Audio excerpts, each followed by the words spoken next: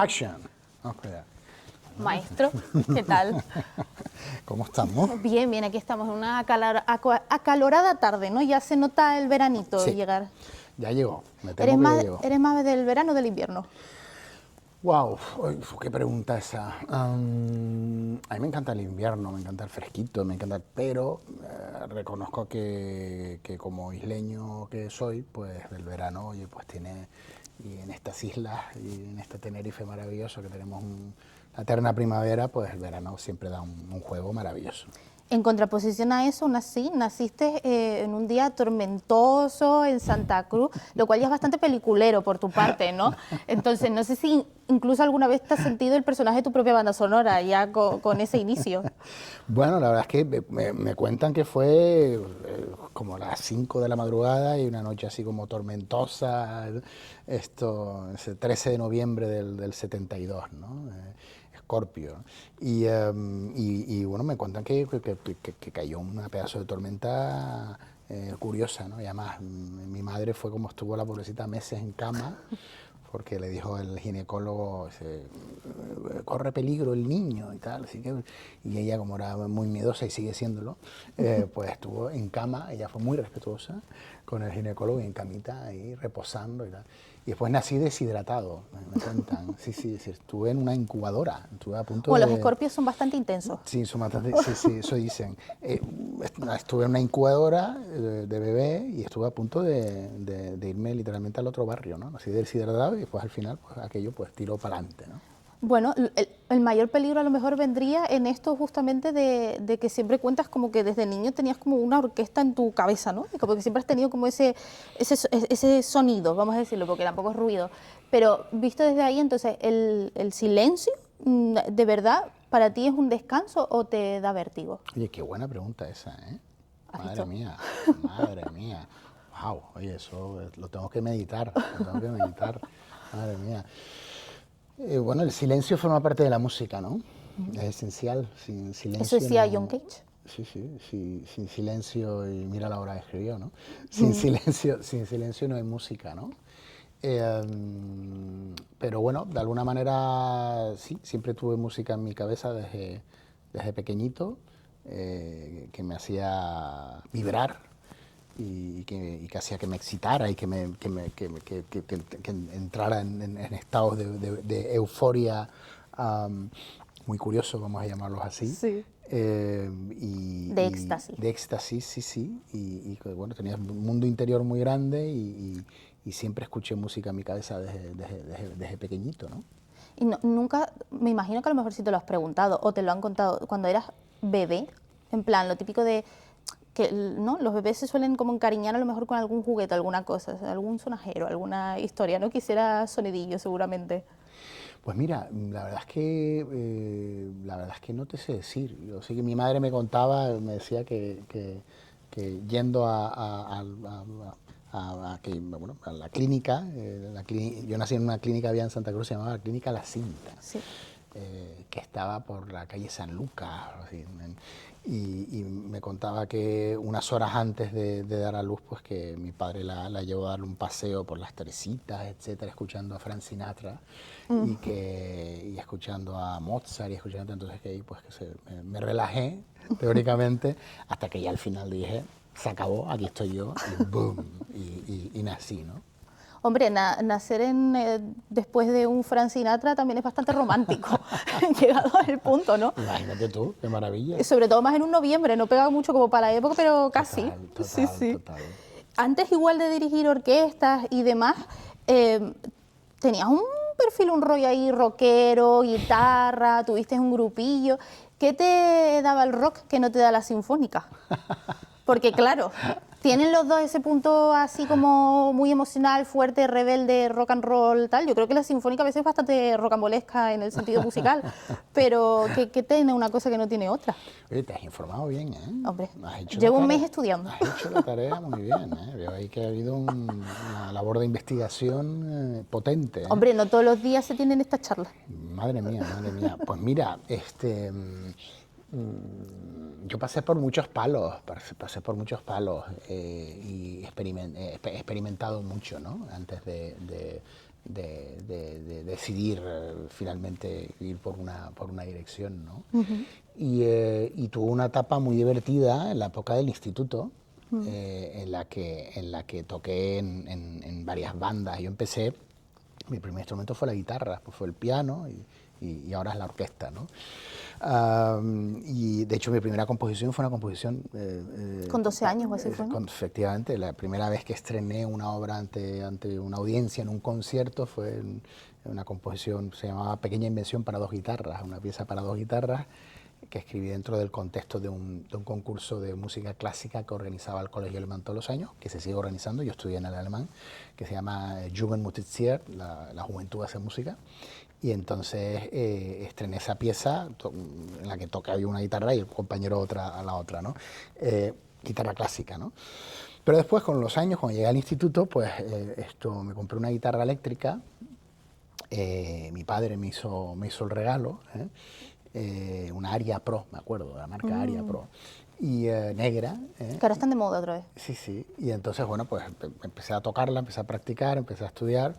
Y ahí empecé a experimentar un montón, ¿no? Y toqué desde con alguna banda de jazz fusion que me fascinaba y me sigue fascinando.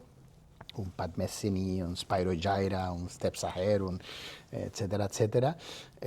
Y estuve también jugando con el pop rock de la época, ¿no? Y me junté con un teclista que conocí en aquel momento y los dos junto con un cantante creamos un grupo que fue un grupo muy conocido, mítico del pop rock canario de la época, años 90, que es los Mortimer, ¿no? Sí, yo fui componente de los Mortimer y además fundacional, ¿no? Fui el primer guitarra del grupo. Y después terminé dejándolo porque me echaron básicamente del grupo. Sí, sí, no lo he contado nunca públicamente, pero un día que llega un ensayo y entonces entre ellos estaban todos. Yo al batería y al bajista los metí yo en el grupo. Y de repente un ensayo llegué y nosotros ensayamos en una plaza de garaje, básicamente. Y entonces todos estaban así como callados y tal. Entonces básicamente pues me dijeron, mira Diego, es que pensamos que no estamos en la misma página. Estamos en la misma página, tú vas por otra línea y tal, y entonces, claro. Pero bueno, eso después de dar varios conciertos, algunos de ellos, bueno, de hecho los primeros los conseguí yo, básicamente. Me acuerdo que el primero fue en La Salle, un concierto en el Colegio de La Salle, imagínate. Y el otro fue en el que fue mi instituto en Santa Cruz, el Teobaldo Power, otro concierto que organicé yo, que participamos, que hicimos en el instituto, y después a partir de ahí salieron más conciertos, terminamos de finalistas en un certamen pop rock que organizaba el gobierno de Canarias, que tocamos en el Parque Santa Catalina en Gran Canaria, retransmitido en directo por Radio Nacional de España. Fueron muchas experiencias, ¿no? Y yo era más pequeñito de la banda. Y bueno, me dijeron, mira, es que tú vas por un sitio, nosotros vamos por otro y tal. Pero y bueno, fue duro en aquel momento, claro. Fue muy duro para mí, pero me hicieron un favor, la verdad, porque en el fondo y en la superficie tenían razón, ¿no? Fueron visionarios. Sí, yo, bueno, visionario fui yo. Sí. Porque el grupo murió, de hecho, al final.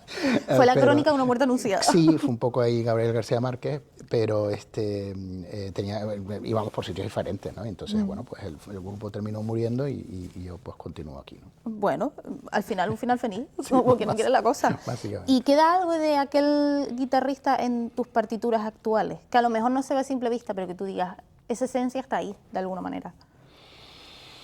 Pues mira, la guitarra, fíjate tú, es un instrumento que, claro, evidentemente tienes que irte especializando, ¿no? Entonces es un instrumento que toco muy poco a día de hoy, la verdad.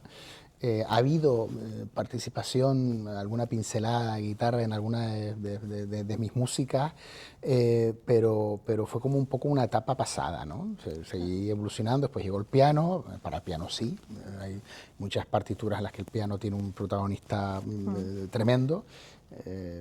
Hablo, por ejemplo, de Óscar, una pasión surrealista, la película de Óscar Domínguez, en la que el piano es el instrumento solista de la banda sonora, y después la orquesta y muchísimos más instrumentos solistas en base a lo que requiera contar a través de mi música, ¿no? Pero fíjate tú que la guitarra, en ese sentido, si bien en mi vertiente de director de orquesta sí que he trabajado mucho con ella, desde la guitarra eléctrica de Iron Man con Ramin Djawadi, el compositor de Iron Man y de Juego de Tronos, tocándola en Filmusité aquí en el Teatro Guimerá bajo mi batuta, pasando por guitarras clásicas en otras partituras, pero en lo que es producción mía, la verdad es que la guitarra como instrumento solista no ha sido no tiene una preponderancia muy grande a día de hoy. Claro, al final pasaste a la cuerda frotada, te fuiste a los violines, a la percutida, el piano, o sea, la cuerda está ahí, de alguna manera. Está ahí, de alguna manera está. Sí. Y te iba a decir, ¿recuerdas la primera vez que escuchaste algo que habías compuesto tú tocado por otra gente? ¿Y cómo es esa sensación? Uf, sí. Es que eso siempre es diferente. Oh, sí. Porque al final como que lo que tienes dentro se materializa, pero no lo estás materializando tú. Sí, lo he vivido, me ha pasado, y de hecho este año me va a pasar de nuevo. Esto todavía de hecho no lo he anunciado, pero el 19 de septiembre de este año pues se va a interpretar mi música. He hecho un estreno mundial, estreno absoluto, una partitura mía que próximamente se estrena la película. Hay que estar ahí para verlo. Sí. Bueno, la verdad es que, mira, te tengo que ser sincero, las veces que he escuchado mi música dirigida por otra persona, no han sido situaciones muy placenteras, la verdad. Sí.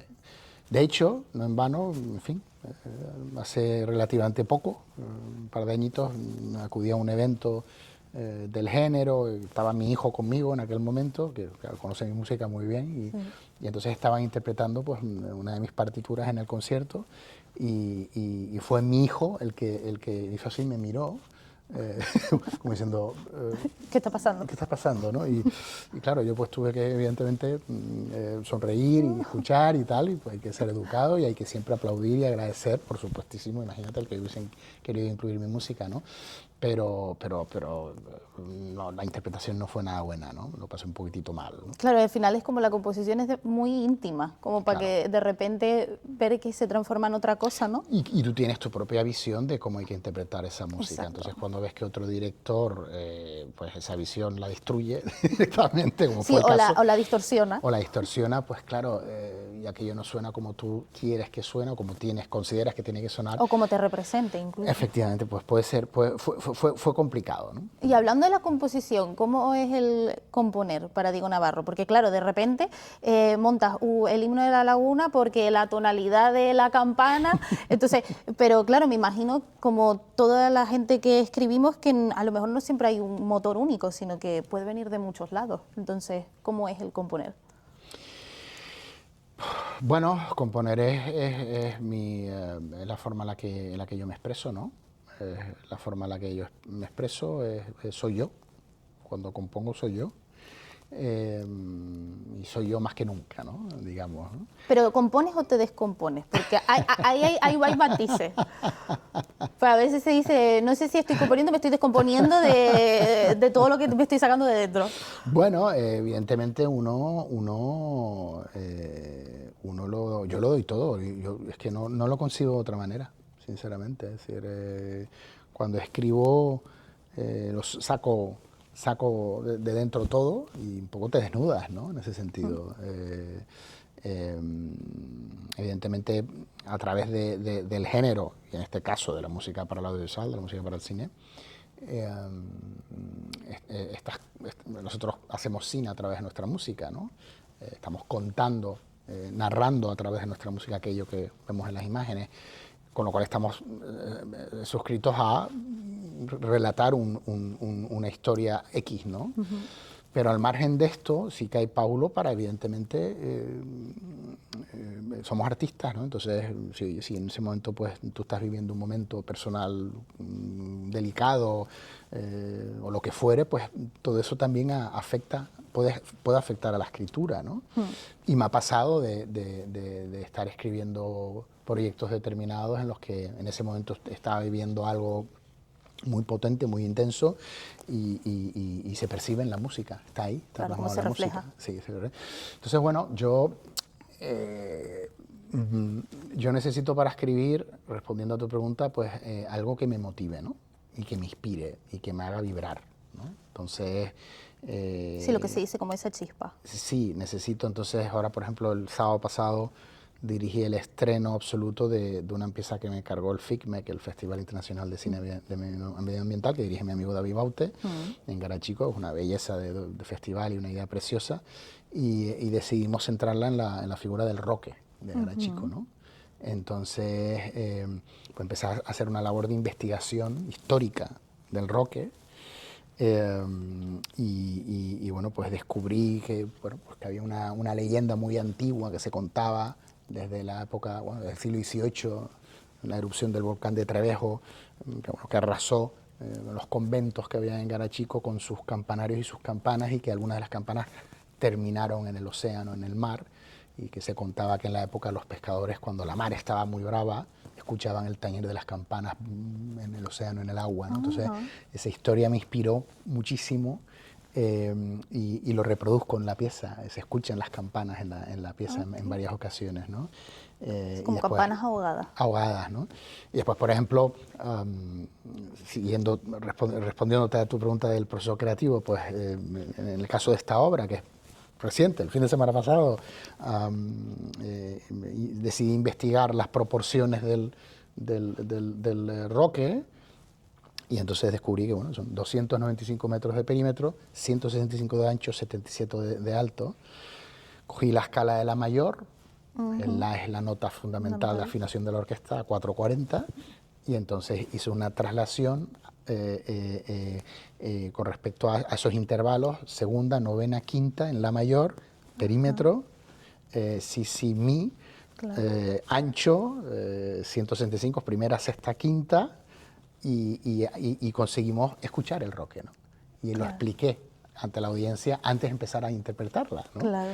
La orquesta, una pieza para cuarteto, coro mixto, grupo de percusión y programación electrónica, ¿no? Y además la dirigí sincronizándolo todo. Y entonces la gente se quedó muy alucinada con todo lo que conté. Sí. Y después estás escuchando al Roque a nivel musical, ¿no? Claro. Y encima las campanas de la leyenda. Es decir, fue una experiencia como muy inmersiva, nunca mejor dicho. Y bueno, a mí me gusta siempre que no haya nada gratuito en mi obra, ¿no? Todo tiene que estar fundamentado, hay una razón de ser en todo, ¿no? Sí, hay un cimiento que sostiene. Correcto, que sostiene mi obra en cualquier proyecto en el que me meta, ¿no? Eso sería como incluso darle la vuelta a la emoción, de alguna forma, ¿no? Que no quede como solamente en un sentimiento fijo, sino en cómo se traslada y se mueve alrededor de otros objetos, de otros, ¿no? De otros escenarios, ¿no? Cómo se va trasladando. Y de la misma manera también se le puede dar la vuelta al sonido, que fue un poco lo que pasó en Mariposas Negras con lo del steel drum, ¿no? Que dicen que le consideran como el instrumento más feliz del mundo y tal, pero suena un poquito a playa, un poquito de tal. Pero luego Mariposas Negras lo hiciste llorar un poquito. Total. Entonces, ¿cómo se le da la vuelta a un sonido para llevarlo de algo tan alegre de repente, decirle necesito un abrazo al steel drum de repente? Total, qué buena pregunta esa, Vicky. Madre mía, qué bueno, qué bueno. Y has hecho la tarea muy bien, ¿no? Te lo vuelvo a repetir. Soy muy friki de lo mío también. Madre mía. Qué gusto responder a estas cositas. Pues mira, a estas cosas grandes, porque es una pregunta grande. Pues efectivamente, además así lo he explicado yo. En Mariposas Negras decidí que hubiesen ejemplificaciones musicales de cada una de las tres mujeres, de las tres protagonistas de nuestra película, ¿no? Y precisamente a la protagonista del Caribe, de Isla Martín, bueno, pues escogí ese instrumento, el steel drum, que es un instrumento muy caribeño que normalmente, como bien has dicho, se relaciona mucho pues con la fiesta, ¿no? Y con el vacilón, y estamos aquí en la playita y vamos a tomarnos un mojito y a vacilar, ¿no? Y la gente bailando, etcétera, ¿no? Yo lo quise transformar, entonces después tenemos con las demás, de la India, Isla de Goramara, pues tenemos el sitar, la tabla, la percusión clásica de la música folclórica de la India. En África, la protagonista turcana, de la tribu turcana, pues cantos africanos, en la India cantos también indie, etcétera. Pero en el caso del steel drum, pues bueno, lo que hice fue crear un patrón rítmico que se va repitiendo en el tema principal de la banda sonora. Y como un loop, ¿no? Sí, es un patrón, es como un obstinato rítmico, pa, pa, po, pa, pa, pum, pa, po, pa, que voy repitiendo en el tema principal y que después expongo y desarrollo en toda la banda sonora, en toda la partitura. Y ese patrón rítmico lo expone por primera vez el steel drum caribeño, ¿no? En un tono menor. Y bueno, pues le inferimos ese toque. Sí, como que tiene un poco de grano. Sí, ¿no? total, ese toque granulado y no festivo, ¿no? Es decir, mi idea era intentar convertir un timbre normalmente relacionado con la festividad con algo como más serio, pero que, por contra, al escucharlo, automáticamente estuviéramos realizando ese viaje a Isla Martín, al Caribe, ¿no? Que es lo que, para definir a ese personaje, a esa mujer caribeña, ¿no? Vanessa. Sí, sí. Es que es increíble, al final los instrumentos, intentar como también darles la vuelta, entender que también tienen como personalidades, pero los podemos llevar a donde queramos, y más con la electrónica hoy en día. Total. Te iba a preguntar, una cosa, porque siempre yo me la he preguntado, también es verdad porque supongo que cada uno desde su lugar ve las cosas, ¿no?, que más le llaman la atención. Por ejemplo, de ir a ver una película al cine y la gente sale hablando de la sala, que bien lo hizo el actor o qué chula estuvo la historia, qué tal. Rara vez se dice algo de la banda sonora cuando la gente va a ver una película, pero yo soy de las personas que me fijo en las bandas sonoras siempre. Entonces, ¿cómo es para alguien que hace bandas sonoras eso? ¿Es frustrante o tiene un punto así interesante ser como la parte invisible, en el sentido de que la gente lo está percibiendo porque se ha emocionado, porque también la música forma parte de la película, aunque no lo estén identificando como tal? Pero siempre me he preguntado como si es frustrante o no. Bueno, hay de todo. Sí, yo me he encontrado evidentemente de todo, gente, bueno, neonatos que no tiene la menor idea del género, a gente que después de uno de mis conciertos pues me ha dado las gracias y me ha dicho: maestro, muchísimas gracias, porque desde que lo escucho a usted dirigir y escucho sus bandas sonoras, sus composiciones, ya cuando veo una película no solamente la veo, sino que la escucho, ¿no? Es decir, que eso ha sido uno de los cumplidos más bonitos que yo he recibido siempre, y además de mucha gente. Es como se ha convertido como en un clásico, ¿no? Sí. Algo que... por contra, por otro lado, hay mucha gente que cuando sale de ver una película no es consciente del todo de que por definirlo de alguna manera, utilizando un canarismo, ese regusto, ¿no?, que se te queda al final cuando terminas de ver una película, el aftertaste. Ahí está, buena parte de la responsabilidad de ese regusto que te queda cuando ves una película en una u otra dirección, lo tiene la música, ¿no? Es decir, la música es cine en sí mismo. Nosotros somos los encargados tenemos la enorme responsabilidad de transmitir las emociones a través de nuestra música y de contar esas escenas también. Y no hay una cosa que más deteste a día de hoy que alguien que diga: es que la verdad es que la banda sonora acompaña muy bien. La banda sonora no acompaña nada. La banda sonora forma parte de la película. Exacto. Y porque muchas veces como, ay, qué emocionante fue esta parte. Y es como, y justo ahí es donde está la... Claro, no es ningún acompañamiento, no es algo exógeno, externo, es que está acompañando, no, forma parte de la película desde el origen, ¿no? Es cine en sí misma la banda sonora, está narrando, igual que las imágenes, ¿no? Entonces no está acompañando a nada, ¿no? Es como si tú me dices, pues el guión acompaña fantásticamente bien, el guión es un acompañamiento divino. O el actor acompaña. Claro, ¿cómo que acompaña, no? O la banda sonora es un actor más, no. Es un personaje más, no es un personaje más. La película tiene X personajes, pero es que la partitura, lo que en argot nuestro se denomina score, la verdad, está narrando la película a nivel musical y está transmitiendo todas las emociones, ¿no? Entonces, es algo que, fíjate, cuando lo escucho, cuando tal, es como ya automáticamente, ya uno que va cumpliendo años, es como que se me cruzan los cables. También eso es la experiencia, dicen. Sí, sí. Da la casualidad que hoy trajiste un objeto, porque siempre creo que es importante en la vida de cualquier artista, creo que siempre como que hay algo que por lo que sea, ¿no? Bien puede ser una cosa minúscula que no esté ni siquiera directamente relacionada con la profesión o con el oficio, pero muchas veces sí, ¿no? Lo típico de a lo mejor, pues le tengo más cariño a este instrumento porque fue mi primer tal o cual, Y quería un poco que nos contaras qué nos has traído. Sí, bueno, tú me pediste que trajera un amuleto. Claro, yo no te dije nada. Tú me dijiste, tú trae un amuleto o algo que sea muy preciado para ti, muy importante para ti, etcétera y tal. Entonces, claro, la verdad es que yo no soy muy de amuletos físicos, ¿no? ¿Sabes? De llevar algún objeto permanentemente conmigo. La verdad es que no. Pero sí que hay uno que es súper importante para mí, y es ese que vemos aquí, ¿no? Que es mi batuta preferida. Yo tengo bastantes batutas en mi estudio, tengo de hecho un lugar específico en el que las coloco, pero de todas las que tengo, esta es mi preferida a día de hoy. Esa es la caja, que la compré en una tienda de música de París preciosa, y la batuta también. Y bueno, es muy especial para mí, porque yo que creo en las energías y todas estas cosas, pues esa batuta tiene, hay mucha música ahí, ¿no? Metida, ¿no? Claro, me imagino que te habrá acompañado Sí. en las más importantes. Claro, grandísimos conciertos, interpretaciones que para mí que han sido muy, muy, muy queridas, y hay mucha memoria, ¿no? Y muchas energías derivadas de cada una de esas memorias en ese objeto, ¿no? Entonces, bueno, esta es la caja, que es súper bonita, y esta es la batuta, que además esta es la medida perfecta, que tiene que tener además una medida específica en base al tamaño de tu...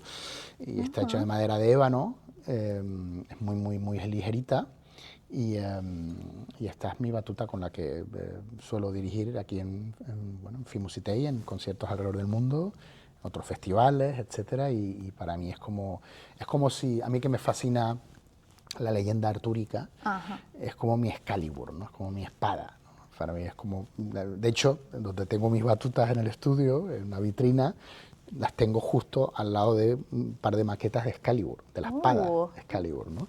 Entonces, para que esté en energía. Sí, de hecho, en Fimusité, hace unos años que celebramos una edición en torno al género de espada y brujería, interpretamos pues masterpieces increíbles del género. Rodamos un cortometraje que dura 4 minutos y pico, que es muy gracioso, que además recomiendo a todo el mundo que lo vea, está en nuestro canal de YouTube. Pues somos el único festival del género que además produce cine, que crea sus propias piezas audiovisuales centradas en la temática de la siguiente edición. Pues hay un corto que rodamos graciosísimo, en el que de forma ficcionada pues se supone que yo pierdo mi batuta, ¿no? Pierdo mi batuta, que además en los informativos de Televisión Española en Canarias lo dicen, y dice Diego Navarro, su batuta que él considera su Excalibur, y cuenta toda esta historia, ¿no? De Excalibur, y eso está en nuestro cortometraje, que lo puede ver todo el mundo y disfrutar en nuestro canal de YouTube, y para mí este objeto es muy importante, así que nada, yo paso a dejártelo, te lo voy a prestar para que lo tengas. La verdad que nunca había cogido una batuta. Pues ahí lo tienes. Pues sí, es súper ligerita. Muy ligerita. Pensé que eran unas cosas más pesadas. No, tiene que ser ligera porque, wow. Ahora me has traspasado los poderes. Sí. Bueno, ahí hay mucha, nunca se sabe, ¿eh? Hay mucha energía, Sí. Ay, pero sí, es como es muy particular también, porque es verdad que yo siempre me imaginaba como estas cosas como mucho más pretenciosas, ¿no? Como mucho más... Pero bueno, también en la sencillez está la magia, dicen. Total, es un objeto muy sencillo, pero bueno, un objeto que es protagonista. Es protagonista, tiene un gran poder, ¿no? Como dicen en Spider-Man, ¿no? Un gran poder conlleva una gran responsabilidad, ¿no? Pues básicamente así, ¿no? Totalmente. Te quería preguntar una cosa, porque a mí, yo soy muy romántica de lo que me gusta y de lo que me encanta, pero creo que también es muy importante, están muy bien las luces, pero también están muy bien las sombras. Entonces, sí es verdad que en muchas cosas que siempre cuentas hay como, evidentemente, mucho hito y muchas cosas impresionantes y muchas cosas increíbles que evidentemente son súper importantes y hay que saberlas y hay que contarlas. Y sobre todo siempre, porque creo que también hay una parte de que para que alguien se empodere también tiene que tener referentes o imágenes o personas en las que decir, ok, yo puedo también, ¿no? Pero también está el lado de las sombras, que creo que también tiene un punto curioso. Entonces, no sé, ¿cómo es la frustración, el síndrome del impostor? ¿Existe el folio en blanco para ti? El folio en blanco existe siempre, porque cada vez que te tienes que enfrentar a una nueva obra, a una nueva composición, pues partes desde cero, ¿no? Entonces, existe siempre, está ahí, existe siempre. Es un reto enorme, ¿no? Bueno, bien es verdad que también hay un oficio y un músculo ya, ¿no? Son muchos años escribiendo, entonces... Sí, generas también tus propios mecanismos. Claro, es decir, yo... esto, pues, yo no sé si puede sonar a lo mejor un poco pretencioso, ¿no? Pero es la puñetera realidad, es como yo lo vivo, es así, ¿no? Pues, no estaría mintiendo si dijera lo contrario. La verdad es que yo no me impone ese folio en blanco, no le tengo miedo, no es una cosa que yo diga, Dios mío, no, porque normalmente, a día de hoy toco madera, no he tenido problemas, siempre la música ha fluido y no he tenido ningún problema para empezar a escribir y para terminar mis obras, y además, sobre todo cuando estás acostumbrado a trabajar condicionado por unos límites y unos deadlines y unos tiempos de entrega que son absolutamente infernales, en los que la música la quieren para antes de ayer. Tienes que estar acostumbrado a escribir muy rápido, ¿no?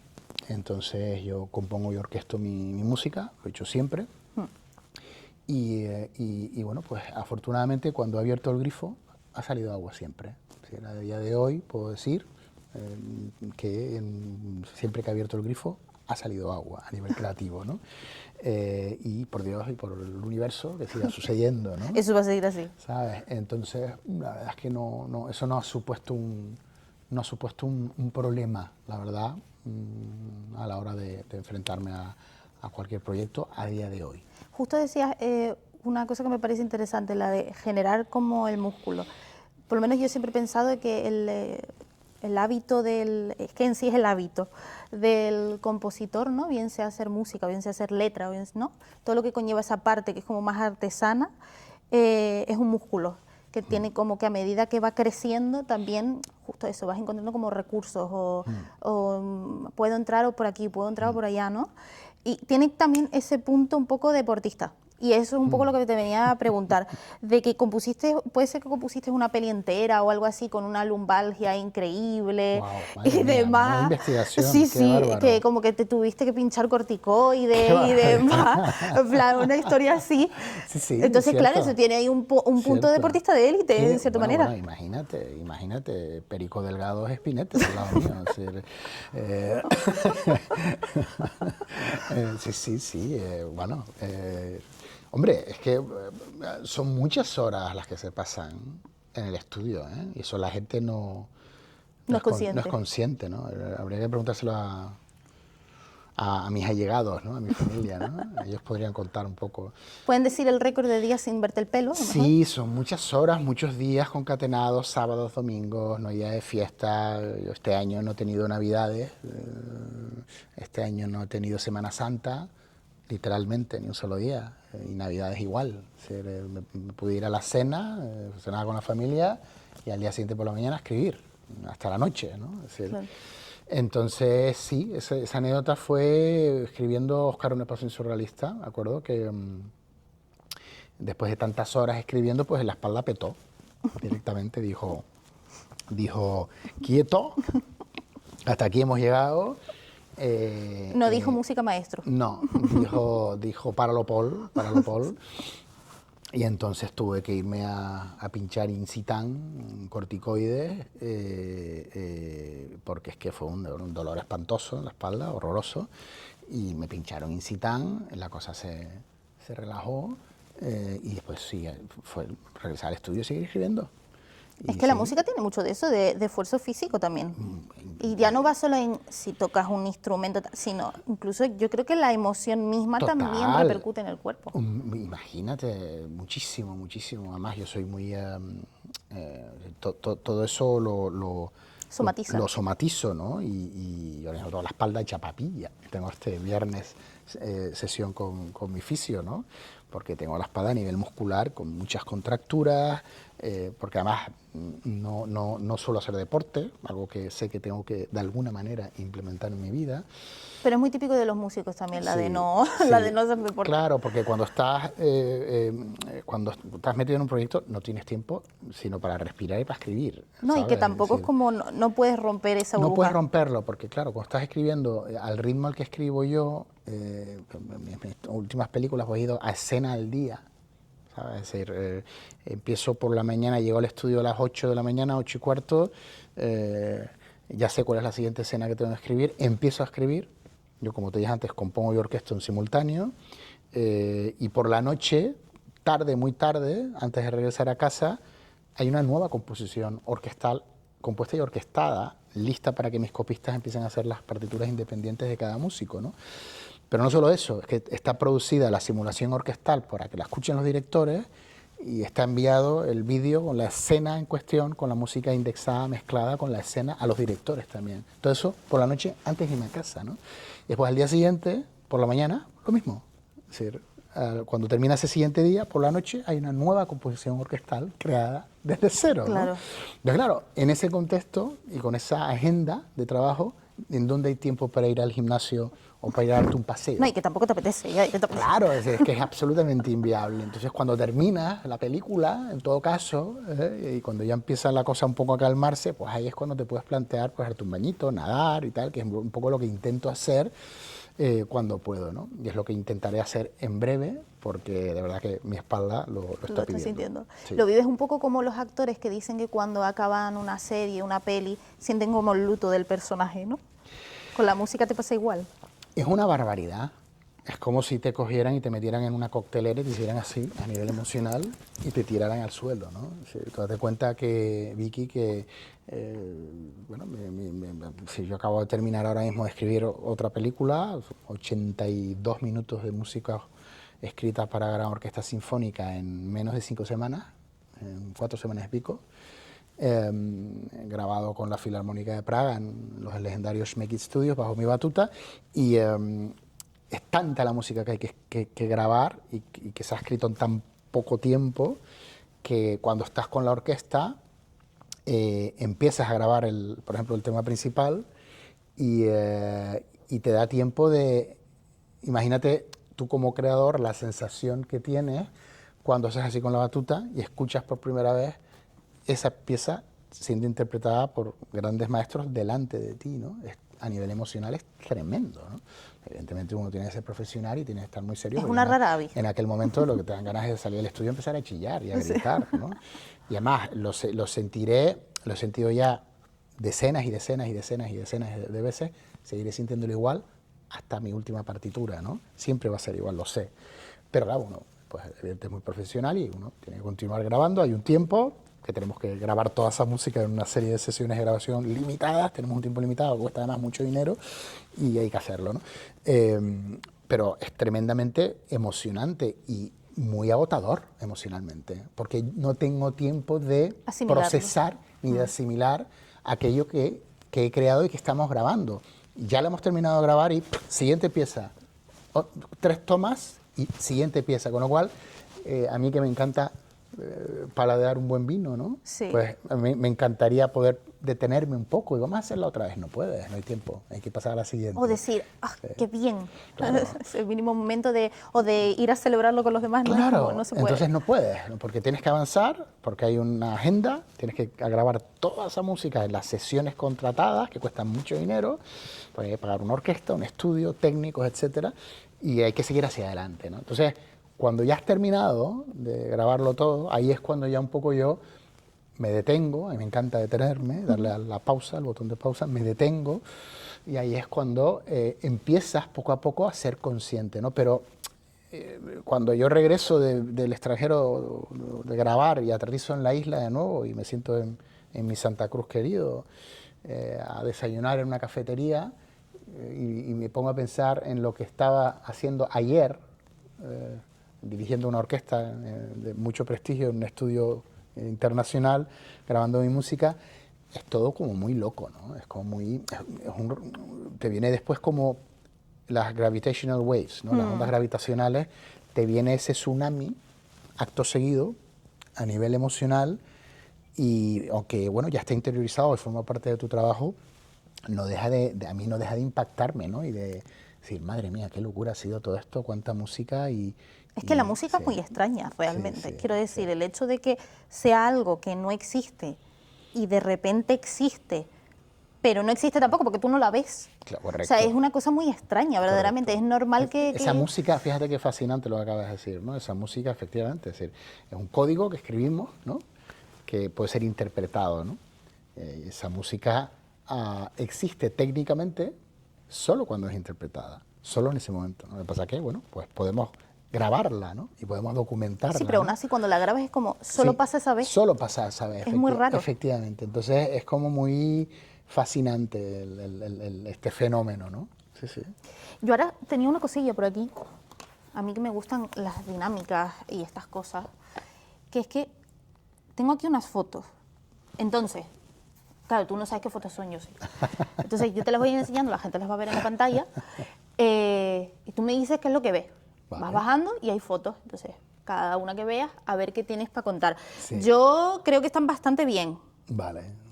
se cuentan muchas cosas a Sí, partir de ellas. Pero a madre mía, a ver qué respeto. Wow, ok. Sí, madre mía. Bueno. dices que es tu padre. Sí, es mi padre musical, bueno, John Williams, ¿no? Sí, sí, sí. La verdad es que yo te podría decir que yo hago lo que hago hoy en día gracias a este señor y gracias a lo que la música de este señor me ha hecho sentir, básicamente. Es decir, la película con la que yo salí del cine absolutamente trastornado fue E.T.. fue E.T. Y fue Star Wars A New Hope, ¿no? Y E.T. también. Salí como diciendo, ¿esto qué es? ¿No? Me fascinó la película, pero me fascinó la banda sonora, el score, ¿no? También, que forma parte de la película, como ya expliqué antes. Entonces, de todos los autores del género, que mira que he estudiado, que los he estudiado no voy a decir a todos porque no es así, pero he estudiado a los más grandes, a muchísimos, muchísimos, y los he dirigido, he conocido su literatura, y me han emocionado muchísimo, muchísimos, entre ellos, por supuesto, Morricone.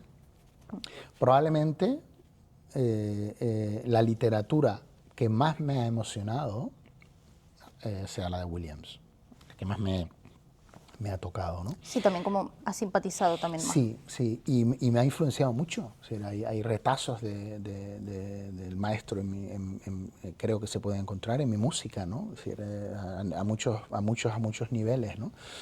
Y Así también que un poco imagínate. de Jerry Goldsmith, puede ser. Sí, Jerry Goldsmith es otro de los grandes absolutos de los que me he nutrido, de los que he aprendido muchísimo, Sí, como más contemporáneo. Sí. al que he dirigido muchísimo. Bueno, más o menos son de la misma época. De hecho, sus cumpleaños son seguidos, ¿no? Son casi hermanos. Sí, Jerry Goldsmith es otro de los grandes. Bueno, lo he estudiado muchísimo, lo he dirigido muchísimo. He tenido ese privilegio ya de acceder a partituras que no estaban editadas, que no puedes alquilar ni comprar siquiera, y que llegaron a mis manos por diferentes fuentes y que después dirigí en conciertos, en Fimusité y en otros festivales, etcétera. Y es otro de los grandes, ¿no? Morricone, Bernard Herrmann es absolutamente maravilloso, el compositor de Hitchcock, Alex North, hay muchos, incluso Miklos Rozsa, súper clásico, ¿no? Ben-Hur, es decir, he podido, toda esa literatura ha pasado por mi cabeza, ¿no? Entonces he podido nutrirme de todo ello. Y al final los compositores somos el resultado de la mezcolanza de otros tantos autores, ¿no? Un cóctel, ¿no? Entonces, bueno, pues Somos el trocito de muchos. en mi escritura, pues ahora, en mi propuesta musical, mi sello, pues bueno, ahí está el sello de Diego Navarro, o por lo menos lo intento, pero bueno, se pueden reconocer retazos de otros tantos, ¿no? Como todos. Sí, todos. es que eso es inevitable. Le pasaba a Williams con el propio Miklos Rozsa, ¿no? Y con otros tantos, y es decir, está ahí en su escritura también, ¿no? Sí, es la esencia, Es la esencia. al final. ¿Sigo pasando? Sí, sí, vamos para abajo. No, bueno, eres mucho, Vicky, eres mucho. Madre mía, qué Es barbaridad. un pianito. Sí, es un Sintetizador. sintetizador. Wow, madre mía, miren, sintetizador. Este es el Roland JV30, madre mía, qué barbaridad. Fue mi primer sintetizador. Hay una historia de una beca por ahí atrás. Que igual tu madre no estará muy contenta. Bueno, a día de hoy lo llevará de otra manera. Sí, a día de hoy sí, a día de hoy sí. Wow, sí, bueno, este fue mi primer sintetizador y tiene una historia muy curiosa, ¿no? Porque, bueno, curiosa por llamarlo de alguna manera. Yo en aquel momento estaba estudiando Derecho, en la Facultad de Derecho. Lo hice un poco pues para tranquilizar a mis padres, ¿no? Por aquello del tópico de estudia una carrera... De verdad, un trabajo de verdad. Un trabajo de verdad, una carrera tal, y después como hobby, como tal. Eso yo no lo podía conseguir, ¿no? Y de hecho terminé dejando Derecho en segundo. Yo era un buen estudiante, siempre lo fui, me becaban, con lo cual a mis padres no les costaba ni un duro la universidad. Y entonces me habían dado una beca, en la facultad. Y un buen día en segundo de Derecho, en clase de Derecho Penal, nos daba clase un señor que se llamaba Josep María Casabona, que era catedrático de la cátedra de Genoma Humano por la Universidad de Deusto, que eso yo nunca lo entendí. Digo, genoma humano, ¿qué demonios tiene que ver el genoma humano con el derecho y el derecho penal? ¿Me pueden explicar? Cosas de la universidad. Correcto, pues el señor era catedrático de esto, ¿no? Y entonces yo no soportaba más, estaba sufriendo muchísimo. Yo recuerdo Y te pusiste a componer una clase, eso sí por sí. yo recuerdo estaba escribiendo el segundo movimiento, un andante de una sinfonía para orquesta de cámara clásica que estaba escribiendo en aquel momento, y el segundo movimiento, el resto de los compañeros estaban cogiendo apuntes y yo estaba componiendo en clase de Derecho Penal el segundo movimiento de una sinfonía para orquesta de cámara, ¿no? Y en un momento determinado, en el que me dieron ganas de ir al baño, me dio esa composición, pues... Y eso te penalizó ya Salgo, directamente. exploto en ese baño, ya exploté directamente, dije, se acabó, esto es una farsa, no puedo seguir mintiéndome a mí mismo. Abandoné la carrera de Derecho y entonces decidí, sin pedirle permiso a nadie, porque en aquel momento yo ya era adulto y era una beca que me había ganado yo, cogí mi cartilla, me fui al banco, saqué todo el dinero de la beca, que era el equivalente hoy en día a bueno, 300.000 pesetas de la época, unos 1.800 euros actuales, ¿no?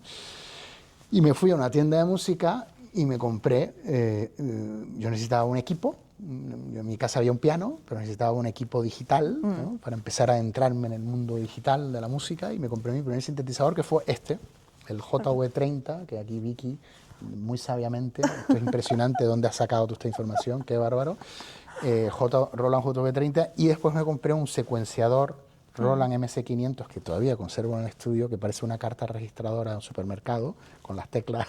Pero eso es lo bueno. Con floppy disk, ¿eh? Y entonces ese fue mi primer equipo, ¿no? Ese secuenciador con disquete y este sintetizador. Y ahí empecé a secuenciar, a aprender a secuenciar, empecé a aprender a crear con el sintetizador un montón de piezas que hice. Ahí empezó mi etapa Jazz Fusion, que empecé a escribir un montón de temas de Jazz Fusion que conservo a día de hoy y que son inéditos completamente, que ha escuchado muy poca gente. Y bueno, esta fue una herramienta maravillosa en esos albores míos de mi carrera, en mi casa, en casa de mis padres, en ese primer estudio primigenio que compartía con mi padre, que su hobby era pintar, y entre lienzos y aceite de linaza y óleo estaba mi sintetizador, mi JV30 de Roland, y además era muy cerquita de aquí del Cineprice, porque yo viví toda la vida por el barrio de Salamanca, Ah, pues Marca, mira. por aquí al lado. Pues mira, aún resuena algo por ahí. Madre mía, ¿Qué pasamos más al hay? siguiente. Sí. Ok, las palomas, sí. Hay una anécdota por ahí Sí. de una determinada banda sonora que se grabó en La Laguna mientras habían palomas. Entonces, algo de por ahí. Paloma, Literalmente es una paloma. Sí, wow. Bueno, había más, de hecho. Ok, sí, madre mía, qué documentación esta. Bueno, sí, esto fue en el año abril del 2002. Abril del 2002. Puertas al tiempo, ¿no? Puerta del Tiempo. Puerta al Mi tiempo. primer largometraje, que bueno, pues este proyecto tiene una tela tremenda, porque fue el origen de muchas cosas que pasaron después, ¿no? ¿Las palomas lo supieron? Sí, imagínate, ¿no? Entonces las palomas fueron las testigos, ¿no? de aquello, cuanto aconteció esos días, ¿no? Bueno, fue mi primera gran oportunidad, mi primer largometraje, un largometraje de animación que estuvo nominado a los Goya en el año 2003 y fue mi primera gran oportunidad. Yo llevaba pues mucho tiempo yéndome a Madrid, pateándome, intentando conseguir reuniones con las productoras más importantes de la época. Me iba a una cabina de teléfonos que había aquí encima en la calle Zurbarán. En la esquina había una cabina de teléfonos. Las clásicas de Telefónica. De Telefónica, entonces llevaba mis monedas, mis ahorros y tal, y conseguí un listado de productoras importantes a nivel nacional. Entonces me iba a esa cabina aquí encima, metía la moneda y me ponía a llamar, ¿no? Pues, Boca a Boca Producciones, o Lola Films, las productoras famosas de la época, ¿no? Y entonces, claro, me lo cogía la secretaria de turno, me decía, hola, Boca a Boca Producciones y tal, y yo, hola, buenos días, soy Diego Navarro, un joven compositor de Tenerife, pi, pi, pi, pi, pi. Entonces, todo el mundo, te cortaba casi todo el mundo, ¿no? Hubo gente que no, que me escuchó, y llegué a conseguir algunas reuniones. Después de muchos viajes frustrados, de llevar discos autoproducidos por mí, fabricados por mí, con la oblea impresa en una impresora que tenía en mi estudio, los libretos cortados por mí, puestos a mano en cada uno de los CDs, yéndome a Madrid con mis ahorros, etcétera, etcétera. Después de tantos viajes frustrados, en el momento en el que estaba ya muy desesperado, porque ya no sabía qué más hacer, recibí una llamada de la península, de una productora que estaba produciendo un film de animación que se llama Puerta del Tiempo y que querían verme. Fui a Madrid, me reuní con ellos y ahí conocí pues a una leyenda del dibujo español, Antonio Mingote, nada más y nada menos. Y entonces me dijeron que bueno, pues que llevaban 2 años produciendo esta película que iba por primera vez a animar la estética de Mingote y que estaban interesados en que yo escribiera la música. Entonces yo me quedé alucinado, pues no me lo esperaba. De hecho no reconocía a Mingote cuando entré en Madrid a la reunión. Me emocioné muchísimo y hablando de la producción musical, los consigo convencer para que se vengan a Canarias a grabar la banda sonora y a Tenerife, ¿no? Y esto fue un hito tremendo, porque yo le dije al productor, me dijo, mira, que yo no he estado en Canarias nunca, conozco el gofio de oídas, ¿no? Entonces yo le dije, déjame 2 semanas. Entonces me vine para acá, empecé a mover cabos, hablé con el Ayuntamiento de La Laguna en su momento, con el gerente del organismo autónomo de música en aquel momento, que era un señor que se llamaba Fernando Clavijo y que a día de hoy es el presidente del gobierno de Canarias, y le propuse el proyecto. Le dije, mira, tengo este proyecto que ha caído en mis manos, Paraninfo de la Universidad de La Laguna, montamos toda la orquesta, el coro, 120 y pico músicos. Fue una auténtica barbaridad, una de las mayores producciones musicales que se habían hecho para una película española hasta aquel momento. Y en la grabación, en abril del 2002, en el Paraninfo de la Universidad, antes de que empezara la reforma, al fondo del Paraninfo había un hueco enorme por el que entraban las palomas. Ahí la paloma que vemos aquí, que nos ha presentado, señoras y señores, Vicky. Pero no se les oyó la grabación. No se les oyó porque eran varias, además. De hecho, llegamos a sacar palomas de los estuches de los chelos. Me acuerdo que se metió una paloma y mi novia por entonces, ahora mi mujer, Ana, sacó una paloma de uno de los estos de los chelos, ¿no? Pues mira, fue un fenómeno curiosísimo. Porque No, las palomas llevan mensajes. las tías, claro, yo estaba diciendo, Dios mío, pero ¿cómo vamos a grabar aquí? Sí, 120 músicos, una música además muy grande, muy potente, ¿no? Esto va a ser un escándalo, van a empezar a pillar y tal, y no vamos a poder grabar. Oye, como cosa curiosa, durante la grabación las tías respetaban aquello, estaban en silencio, y cuando terminaba entre sesión y sesión, pieza y pieza, a veces escuchaba al fondo y tal, como las tías como aprobando, ¿no? Sí, sí. Bueno, la música mansa la fiera. Sí, entonces bueno, pues tuvimos suerte porque no salieron en la grabación, con lo cual, pero fue surrealista porque efectivamente había palomas. Y esa grabación fue un hito, porque fue la primera vez que se trajo la producción musical de una película nacional, con productores peninsulares, a Canarias para ser grabada. Esto no había pasado nunca, ¿no? Y fue un hito en la música y en el cine en Canarias. y fue un poco la partitura que me puso en el mapa, ¿no? Fue, yo ahí lo di todo, lo escupí todo. Viví un momento muy duro en ese momento porque fallece mi padre.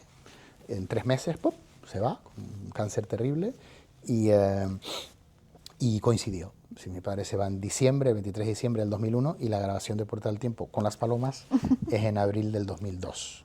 Entonces, bueno, pues fue una espalda, me acuerdo que me explotó directamente, de los nervios y del estrés tan grande, y del enorme reto de enfrentarme por primera vez en mi vida al reto de dirigir una orquesta con coro, con click track, haciendo sincronizarlo todo. Yo eso no me había enfrentado nunca, era la primera vez que lo hacía, con pantalla, la peli proyectándose en la pantalla, es decir, fue la primera vez de todo para mí, ¿no?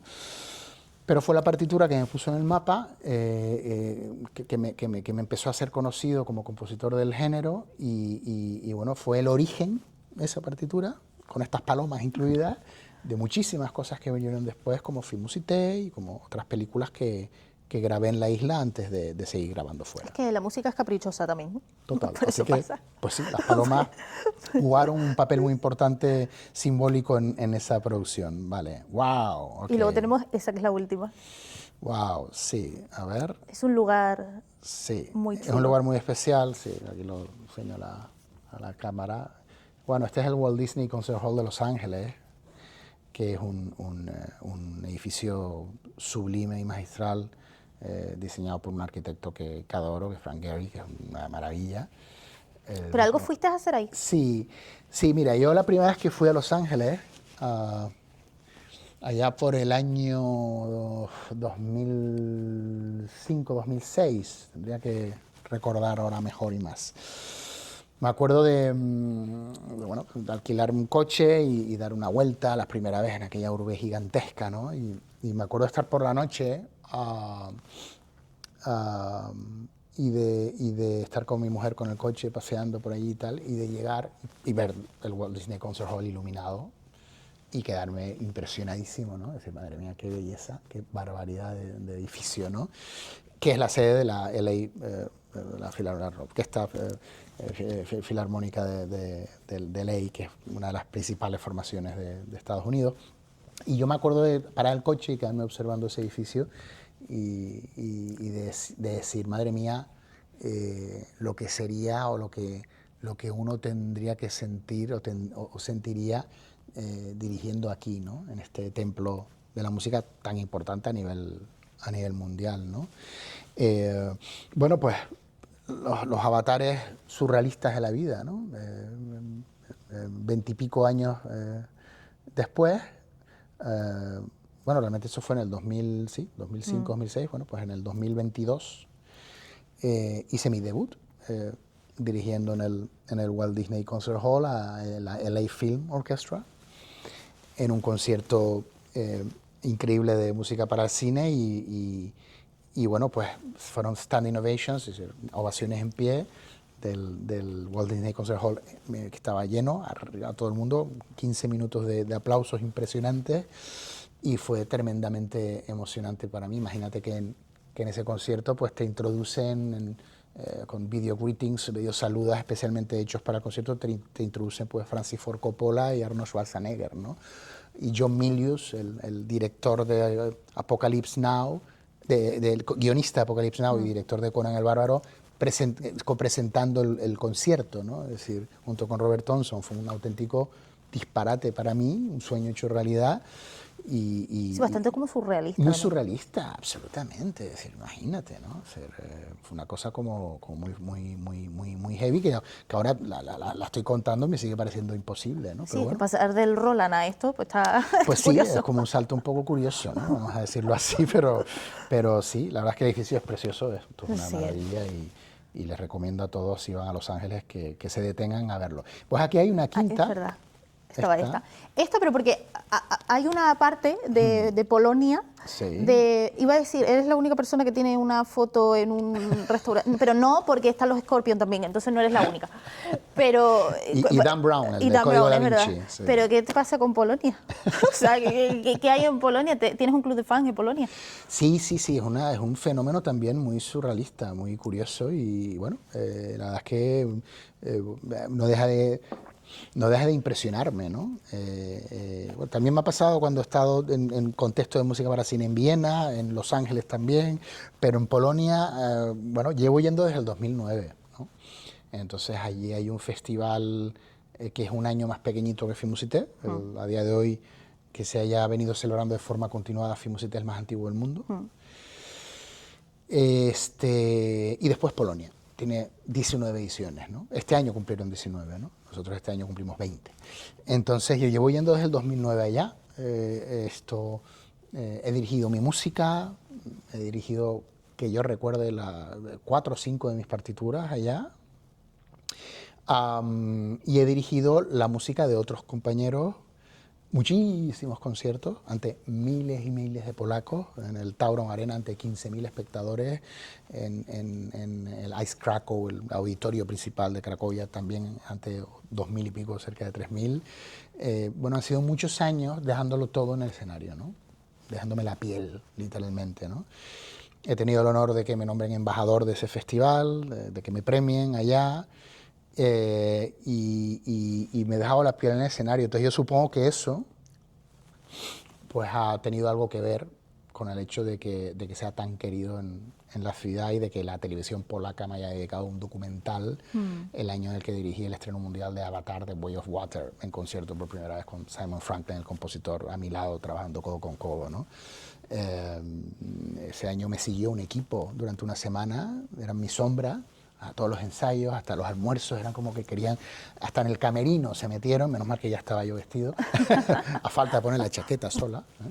Pero se metieron en mi camerino literalmente porque querían... Los entresijos. Sí, se llama Diego Navarro Space Gala, está en mi canal de YouTube, de hecho, el documental se puede ver, es un reportaje documental de cerca de 18 minutos, muy fascinante, en el que empiezan a hablar pues, el director del festival, miembros de la orquesta, me entrevistaron también a otros polacos, y el director del festival me hace gracia porque él llega a decir, bueno, es que Diego Navarro ya, Cracovia es como su segunda casa, ¿no? Es decir, aquí es reconocido como un personaje ya de la ciudad, ¿no? Y él mismo fue el que me llevó a comer un día a un restaurante que adoro, se llama Sarah Gage, que está en la Plaza Mayor de Cracovia. Sí. Para mí uno de los mejores, si no el mejor de Cracovia. Y cuando estamos comiendo en ese restaurante, después de una rueda de prensa, bueno, firmando autógrafos, camisetas, discos míos, colas, formándose colas después de un concierto mío, cuando termino y bajo el escenario, muchas veces se forma una cola con gente esperando para firmar autógrafos, ¿no? Y voy a almorzar a este restaurante con este señor. Y cuál es mi sorpresa cuando nos sentamos a una mesa y él se ríe y me dice, mira, y tal. Y entonces yo no lo sabía, pues me veo lo que tú decías antes, ¿no? Una foto de Scorpions, otra de Dan Brown, el autor del Código Da Vinci, y al lado digo, este me suena, y digo, ostras, pues eso seguro, ¿qué es esto, no? Y era una foto que me habían hecho hacía unos años, que se posaron conmigo y yo les dediqué, y me tenían ahí en la pared de las celebridades, ¿no? Entonces, cuando te pasan esas cosas... para mí eso fue, cuando yo descubrí esta historia, me sentí tan tremendamente halagado. O sea, Es que como que dimensionas claro, verdaderamente las cosas. fue como recibir el mayor de los premios, ¿no? Porque de alguna manera significa que tú ya estás ahí en la ciudad, ¿no? Y que eres atesorado, ¿no? Por Sí, la que ciudad, formas ¿no? parte. Que formas parte, ¿no? Entonces, para mí eso fue como 5 Goyas seguidos, ¿no? ¿Sabes? Cuando vi esta historia dije, madre mía, qué pasada, ¿no? Sí, es que eso es trascender. Claro, de hecho, no en vano, parte de la entrevista que me hacen en ese documental, que se puede ver en mi canal de YouTube, Diego Navarro Space Gala se llama, la hicieron en ese restaurante. Sí, ahí es donde yo lo vi. Ah, lo viste. Claro. Que además estaba con un catarrón terrorífico ese año, con una voz ronca espantosa, y no me podía recuperar porque no paraba de trabajar, y me seguían a todas partes, ¿no? Pusieron hasta drones en el escenario, yo era dirigiendo la orquesta y de repente escuchaba un dron detrás de mí volando y digo, ¿esto qué es, no? Y cuando llegaba con la van al auditorio, pues había un dron esperándome para coger un plano aéreo de la van llegando conmigo, es una auténtica locura, ¿no? Entonces nada, después llegas aquí a Tenerife y ¿qué pasa, Diego? ¿Y tal? ¿Qué pasó? Bueno, Lo de siempre. Lo de siempre, ¿no? Un barraquito y tal, pero tienes que hacer como un poco una como que resetear. Resetear y aterrizar después del pelotazo que has vivido fuera, ¿no? Sí, justo te iba a decir, ahora que hablabas de volver, ya para acabar, pese a que querrían que estuvieses en Polonia, lo sentimos muchos por ellos, es lo que hay. Nosotros no vamos a regalar nada en este caso. Pese a todo, pese a que sí Los Ángeles, que sí Polonia, que sí no sé, igual siempre has estado aquí en Tenerife, ¿no? Sí. Creo también, yo por lo menos percibo como que sí que hay algo de aquí en la música que tú haces. En plan, como hay una esencia que yo creo que es muy propia de las islas y de la gente que hace cosas de aquí que se nota, bien sea como en los colores que tiene la música, como en los ritmos que tiene la música, es como hay algo que emana que es como muy de aquí. Y precisamente aquí también es donde nace, que lo has mencionado varias veces, Fimusité. Entonces, para cerrar, yo decía que mejor cosa que hablar de lo que viene ahora, que es lo grande del año que es Fimusité, que aparte cumple ya 20 años, o sea, ya es muchísimo tiempo, 2 décadas. Ya 2 décadas, sí, el festival del género más antiguo del Entonces, mundo. para que nos contaras un poco qué podemos esperar de Fimusité. No nos vas a hacer spoiler, pero... Bueno, imagínate, ¿no? 2 décadas, todo lo que han pasado durante 2 décadas. Este sábado ya arrancamos día 6 de junio con el concierto pre-festival de la Pop Culture Room en la Plaza de Candelaria aquí en Santa Cruz. Mira, yo siempre he querido, yo sabía desde el primer momento que era un doble tirabuzón invertido, que iba a ser muchísimo más complicado, 100 veces más complicado que irte a vivir fuera y vivir fuera. Y yo quería traer a mi isla y traer a mi ciudad, que es Santa Cruz de Tenerife. Yo soy chicharrero confeso, adoro Santa Cruz. Ahora he estado promocionando esto en Polonia, en Tenerife, en su totalidad y por supuesto Santa Cruz, la capital, con la oficina de turismo de Cracovia, en un evento especial que hicimos en Cracovia hace nada. Y mi obsesión sana era atraer. Y lo que he hecho durante estos 20 años es atraer mayormente a mi ciudad, Santa Cruz de Tenerife, talento, invitados de primer orden mundial, ganadores de Oscar, Grammy, Emmy, etcétera, que después cuando regresan a sus lugares de origen, pues no hablan sino maravillas del evento, de la experiencia, de la isla, de Sí, Santa que sobre Cruz, todo de no la se ciudad. queden con el concepto de Claro. la playa y el sol. Correcto, ¿no? Entonces, efectivamente, ese concepto de turismo cultural es real, existe, es un fenómeno real. Hay gente que coge 3 aviones y que viene a Tenerife y se hospeda en Santa Cruz y alquila nuestros coches, disfruta de nuestros restaurantes y deja dinero en la isla y en la ciudad, ¿no?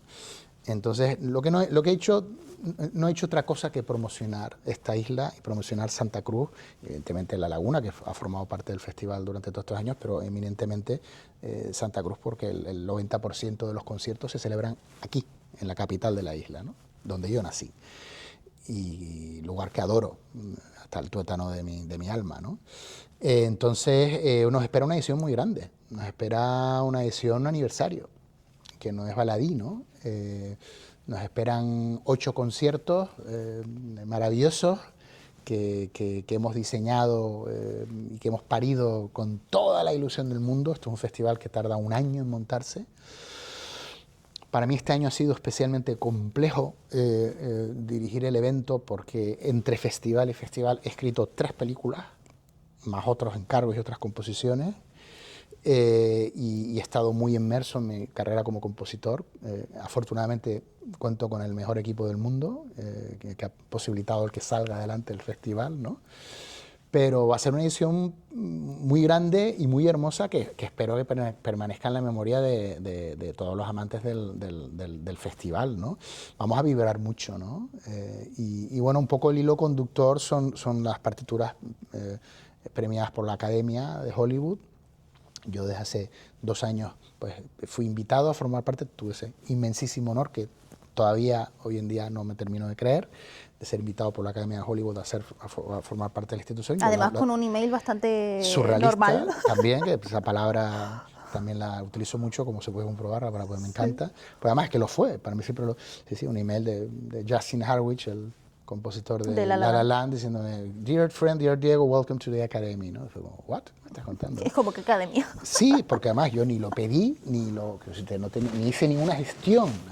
una cosa que me vino de repente, estos señores se reunieron allá y dijeron, este señor tiene que estar en la academia, se lo vamos a proponer, ¿no? Entonces, hay dos maneras de entrar, o recibiendo un Oscar y tú aceptando entrar en la academia, o que la academia te invite a formar parte. En mi caso fue la segunda opción que si lo piensas es tan bonita o más que la otra, ¿no? A nivel de meritoria, ¿no? Así muy emocionante para mí, ¿no? Y un inmenso honor.